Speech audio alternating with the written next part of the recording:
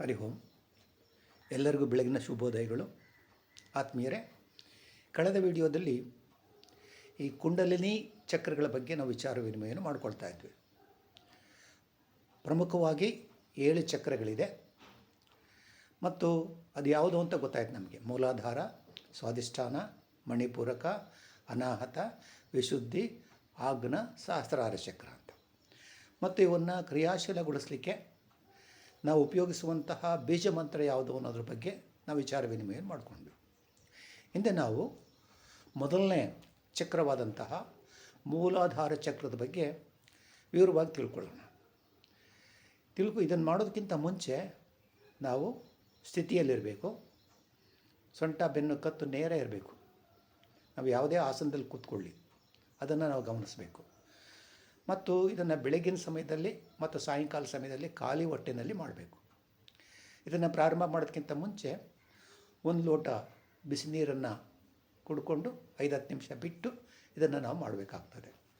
ಈಗ ನಾವು ಈಗಾಗಲೇ ಗಮನಿಸಿದ್ದೇವೆ ಕುಂಡಲಿನಿ ಚಕ್ರ ಎಲ್ಲಿ ಬರ್ತದೆ ಅಂತೇಳಿ. ನೋಡಿ, ಇದು ಮೂಲಾಧಾರ. ಈಗ ನಾವು ಇದ್ರ ಬಗ್ಗೆ ನಮ್ಮ ಮನಸ್ಸನ್ನು ಫೋಕಸ್ ಮಾಡ್ತಾ ಇದ್ದೇವೆ. ಇದನ್ನು ಕ್ರಿಯಾಶೀಲಗೊಳಿಸಲಿಕ್ಕೆ ನಾವೇನೆಲ್ಲ ಮಾಡಬೇಕು ಅನ್ನೋದ್ರ ಬಗ್ಗೆ ಇಂದು ನಾವು ವಿಚಾರ ವಿನಿಮಯವನ್ನು ಮಾಡಿಕೊಳ್ಳೋಣ. ಮೂಲಾಧಾರ ಚಕ್ರ ಇದು ನೋಡಿ, ಇದ್ರ ಬಣ್ಣ ಕಾಣ್ತಾ ಇದೆ, ಕೆಂಪು ಅಂಥೇಳಿ. ನಮ್ಗೆ ಅನ್ನಿಸ್ಬೋದು, ಹಾಗಾದರೆ ಡಾಕ್ಟ್ರು ಆಪ್ರೇಷನ್ ಮಾಡಿದರೆ ಈ ಚಕ್ರ ಕಾಣ್ತದಾ ಅಂತ. ಇಲ್ಲ, ಇದನ್ನು ನಾವು ಕಾಣಲಿಕ್ಕೆ ಸಾಧ್ಯ ಇಲ್ಲ.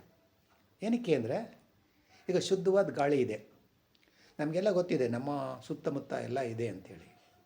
ಅದನ್ನು ನಾವು ಉಪಯೋಗ ಪಡ್ಕೊಳ್ತಾ ಇದ್ದೀವಿ, ನಾವು ಜೀವಿಸಿದ್ದೀವಿ. ಆದರೆ ಅದು ನೋಡಲಿಕ್ಕೆ ಸಾಧ್ಯ ಇಲ್ಲ.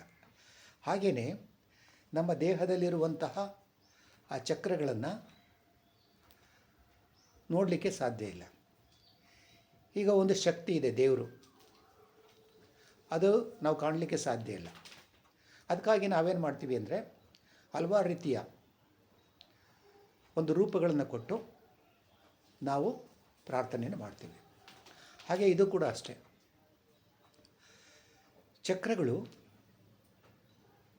ನಮ್ಮ ದೇಹದಲ್ಲಿರುವಂಥವುಗಳನ್ನ ನೋಡಲಿಕ್ಕೆ ಸಾಧ್ಯ ಇಲ್ಲ. ನಾವು ಕಲ್ಪನೆ ಮಾಡ್ಕೋಬೇಕು ಮತ್ತು ಅದನ್ನು ಕುರಿತು ನಾವು ಧ್ಯಾನವನ್ನು ಮಾಡಬೇಕಾಗ್ತದೆ. ಈಗ ಮೂಲಾಧಾರ ಚಕ್ರ, ಇದನ್ನು ನಾವು ಆ್ಯಕ್ಟಿವೇಟ್ ಮಾಡಲಿಕ್ಕೆ ಉಪಯೋಗಿಸುವಂತಹ ಒಂದು ಬೀಜಾಕ್ಷರ ಲಮ್ ಅಂತ.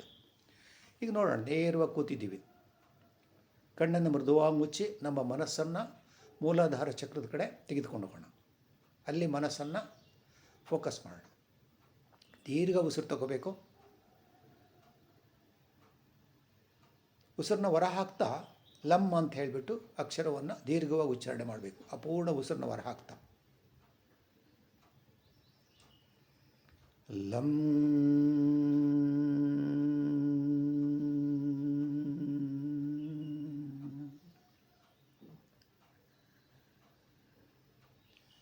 ಲಮ್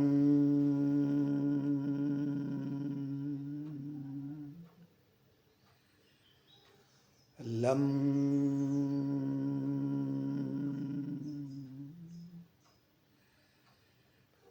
ಲಮ್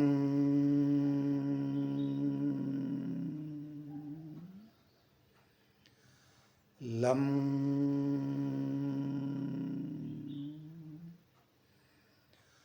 ಲಮ್. ಹೀಗೆ ದೀರ್ಘವಾಗಿ ಉಸಿರು ತೆಗೆದುಕೊಂಡು ಉಸಿರನ್ನ ಹೊರ ಹಾಕ್ತಾ ಈ ಒಂದು ಬೀಜಾಕ್ಷರವನ್ನು ನಾವು ಉಚ್ಚಾರಣೆ ಮಾಡಬೇಕು. ಇದನ್ನು ಪ್ರಾರಂಭದಲ್ಲಿ 5 ನಿಮಿಷ, 10 ನಿಮಿಷ, ಆನಂತರ ಇದರಿಂದ ನಾವು ಅನುಕೂಲವನ್ನು ಪಡ್ಕೋಬೇಕು ಅಂದರೆ ಅರ್ಧ ಗಂಟೆ, ಮುಕ್ಕಾಲು ಗಂಟೆ, 1 ಗಂಟೆವರೆಗೂ ಕೂಡ ನಾವು ಮಾಡಬೇಕಾಗ್ತದೆ. ಯಾತಕ್ಕೆ ಅಂದರೆ ಇದು ಸತತ ಅಭ್ಯಾಸದಿಂದ ಮಾತ್ರ ಸಾಧ್ಯ. ಒಂದು ದಿವಸ ಮಾಡಿ ಬಿಡೋದು ಅಥವಾ ಸ್ವಲ್ಪ ಸುಮ್ಮನೆ ನಾವು ಮಾಡಿದ್ವಿ ಅಂತೇಳಿ ಮಾಡೋದು, ಆ ರೀತಿ ಮಾಡಿದರೆ ಇದರಿಂದ ಉಪಯೋಗ ಇಲ್ಲ. ಋಷಿಮುನಿಗಳು ಕೂಡ ಇದರಿಂದ ಉಪಯೋಗವನ್ನು ಪಡ್ಕೊಂಡಿದ್ದಾರೆ. ವೇದಗಳಲ್ಲಿ, ಪುರಾಣಗಳಲ್ಲಿ ಈ ಚಕ್ರಗಳ ಬಗ್ಗೆ ಉಲ್ಲೇಖ ಇದೆ. ಇದರಿಂದ ಭಾಳ ಅನುಕೂಲ ಇದೆ. ನಾವು ಮೊದಲೇ ತಿಳ್ಕೊಂಡಾಗೆ ಇದು ಎಲ್ಲ ಚಕ್ರಗಳಿಗೆ ಮೂಲ, ಬೇಸ್. ಹಾಗೆ ಇದನ್ನು ನಾವು ಆ್ಯಕ್ಟಿವೇಟ್ ಮಾಡೋದ್ರಿಂದ ನಮಗೆ ಬರುವಂತಹ ಮಲಬದ್ಧತೆ ಪೈಲ್ಸ್ ಇವುಗಳು ದೂರ ಆಗ್ತದೆ. ಅಲ್ಲದೆ ನಮಗೆ ಆತ್ಮಸ್ಥೈರ್ಯ ಬರ್ತದೆ, ಧೈರ್ಯ, ಕಾನ್ಫಿಡೆನ್ಸ್ ಬರ್ತದೆ ನಮಗೆ ಇದನ್ನು ನಾವು ಕ್ರಿಯಾಶೀಲಗೊಳಿಸೋದ್ರಿಂದ.